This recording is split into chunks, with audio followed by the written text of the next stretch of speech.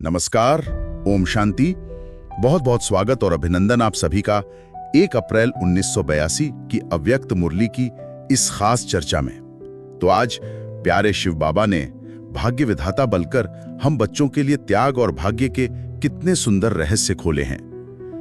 ऐसा लगता है जैसे बाबा स्नेह से हमारी झोली भर रहे हैं। बिल्कुल, बाबा हमें बहुत प्यार से समझा रहे हैं कि कैसे एक छोटे से सच्चे दिल से किए त्याग के बदले में परमात्मा हमें पदुम गुणा भाग्य दे देते हैं। और ये ब्राह्मण जीवन पाना, ये स्वयं में ही एक महान त्याग का सबसे बड़ा फल है, हमारा जन्म सिद्ध अधिकार है ना, जो बाबा ने हमें दिया है। हाँ, ये महसूस होता है। तो आज की हमारी ये गहन बातचीत इसी पर केंद्रित रहेगी। त्याग असल में है क्या, भाग्य बनता कैसे है, और सबसे महत्वपूर्ण, बाबा से मिले इस अनमोल खजाने को हम संभाल कर अपने श्रेष्ठ संकल्प और श्रेष्ठ कर्मों से कैसे बढ़ा सकते हैं। चलिए इस सुंदर यात्रा पर चलते हैं। तो बाबा ने मुरली में सबसे पहले क्या देखा? बच्चों का त्याग, और फिर उस त्याग से उन्हें क्या भाग्य मिला। सिद्धांत बड़ा स्पष्ट और प्यारा है। 1 कदम त्याग का और भाग्य पदम गुना। जरा सा भी निस्वार्थ त्याग भाग्य की रेखा को कितना स्पष्ट और सुनहरा बना देता है। ये तो जैसे बाबा का आध्यात्मिक गणित है, छोटे से निवेश पर असीमित रिटर्न। और बाबा ने याद दिलाया कि ब्राह्मण बनना ही अपने आप में कितना बड़ा त्याग है। पुरानी दुनिया, पुराने स्वभाव का त्याग, और इसी त्याग के बदले हमें यह श्रेष्ठ ब्राह्मण जीवन का भाग्य मिला। तो इस नजरिए से देखें तो हम सभी त्यागी आत्माएं हैं, है ना? हाँ, त्यागी तो सभी हैं जो इस रास्ते पर चले, लेकिन जैसे हर कार्य की क्वालिटी में फर्क होता है, वैसे ही त्याग की गहराई में भी नंबर बन जाते हैं, और उसी के अनुसार भाग्य पाने में भी स्थिति नंबरवार हो जाती है। इसीलिए बाबा कहते हैं, सब त्यागी होते हुए भी माला में स्थान अलग अलग होता है। ये बात महत्वपूर्ण है।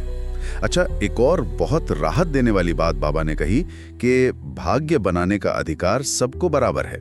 चाहे कोई घर गृहस्थी में ट्रस्टी बनकर पवित्रता से चल रहा हो, या सेवा केंद्र पर समर्पित सेवाधारी हो। सही कहा। दोनों ही ब्रह्म कुमार या कुमारी हैं, बाबा के बच्चे हैं।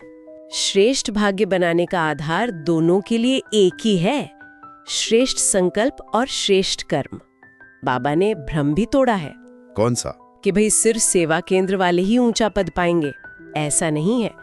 अगर कोई गृहस्थी में रहते हुए भी सच्चे दिल से ट्रस्टी बनकर चलता है, तो वो भी विजयमाला में आगे जा सकता है। ये तो बाबा की कितनी बड़ी उदारता और वरदान है। मतलब इस संगम युग पर हर आत्मा के पास पूरी अथॉरिटी है कि वो जितना चाहे अपना श्रेष्ठ भाग्य बना ले। बाबा किसी को कम नहीं देते। बिल्कुल, ब्राह्मण जन्म लेते ही हर एक के मस्तक पर भाग्य का सितारा चमकता है। ये तो बाबा का दिया हुआ जन्मसिद्ध अधिकार है। बाबा सबको एक समान भाग्यवान भव का वरदान और सिकील दे बच्चे का टाइटल भी देते हैं। लेकिन फिर भी हम देखते हैं कि स्थिति में अंतर आ जाता है। अगर बाबा सबको बराबर देते हैं तो ये नंबर क्यों बन जाते हैं? कहाँ फर्क पड़ता है? अंतर आता है बाबा से मिले उस खजाने, उस भाग्य को संभालने में, यानी स्वयं में धारण करने में, और दूसरा उसे बढ़ाने में, यानी मन वाणी कर्म से सेवा में लगाने में। सोचिए, जैसे किसी को बहुत बड़ी प्रॉपर्टी मिली हो, कोई उसे अच्छे से संभालता है, कोई लापरवाही में गवा देता है, और कोई बस उसे इस्तेमाल करके खत्म कर देता है। अच्छा, तो धारणा और सेवा, इन 2 मुख्य क्षेत्रों में हमारी स्थिति नंबरवार बनती है। धारणा में ये अंतर कैसे आता है? धारणा में कोई आत्मा सर्वगुणों को धारण कर संपन्न बनती है, कोई कुछ गुणों को ही धारण कर पाती है। कोई सदा उन गुणों के स्वरूप में स्थित रहता है, कोई कभी रहता है, कभी परिस्थितियों में हिल जाता है। बाबा ने उदाहरण दिया जैसे सहन शक्ति का गुण धारण किया, जो बहुत अच्छा है। हाँ, लेकिन बाबा ने आगे कहा कि सहन तो किया, पर अगर साथ साथ समाने की शक्ति का प्रयोग नहीं किया और बाद में उसका वर्णन करते फिरे कि मैंने इतना सहन किया, मेरे साथ ये हुआ, तब क्या होता है? तब सहन करने की जो कमाल थी वो वर्णन के धमाल में बदल जाती है, क्योंकि वर्णन करने में सूक्ष्म देह अभिमान और परचिंतन आ जाता है। तो एक गुण धारण किया, पर दूसरे सहयोगी गुण को इस्तेमाल ना करने से या अभिमान आने से वो खजाना संभाला नहीं बल्कि गवा दिया, धारणा स्वरूप नहीं बन पाए। समझ गया। अच्छा, और सेवा द्वारा भाग्य को बढ़ाने में कैसे अंतर आता है? उसमें भी नंबर क्यों है? सेवा में भी देखो कई स्तर हैं। कोई सच्चे दिल से दिलाराम बाप की याद में सेवा करता है, वो आत्माओं को बाप से जोड़ने का, प्राप्ति का अनुभव कराएगा। कोई शायद दिमाग से पॉइंट्स के आधार पर सेवा करे, वो बोलना तो सिखा देगा पर रूहानी अनुभव शायद कम हो। और बाबा ने सेवाधारी और नामधारी का भी फर्क बताया था ना? बिल्कुल। सच्चा सेवाधारी बनकर सेवा करेंगे तो आत्माओं को शांति, शक्ति, प्रेम की प्राप्ति महसूस होगी। नामधारी बनकर सेवा करने से शायद उसी समय प्रशंसा मिल जाए, वाह कितना अच्छा बोला, पर सुनने वालों को अंदरूनी शक्ति या बाप से कनेक्शन का अनुभव शायद ना हो पाए। इसी तरह लगन और ड्यूटी का भी अंतर बताया बाबा ने। हाँ, जिसके दिल में सेवा की सच्ची लगन होगी वो हर आत्मा में बाप की लगन लगाए बिना चैन से नहीं बैठेगा।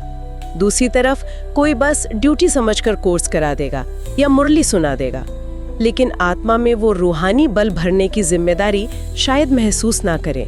सच्ची लगन वाला ही दूसरों में लगन जगा सकता है। इन्हीं सब कारणों से भाग्य को संभालने और बढ़ाने में नंबर बन जाते हैं।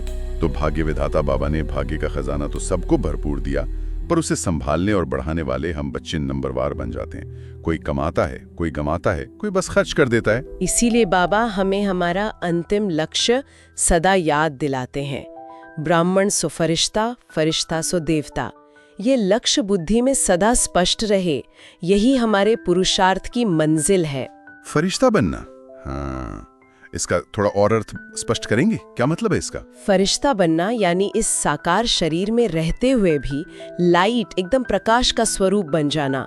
बुद्धि सदा ऊंची स्टेज पर, जैसे फरिश्तों के पांव धरती पर नहीं होते।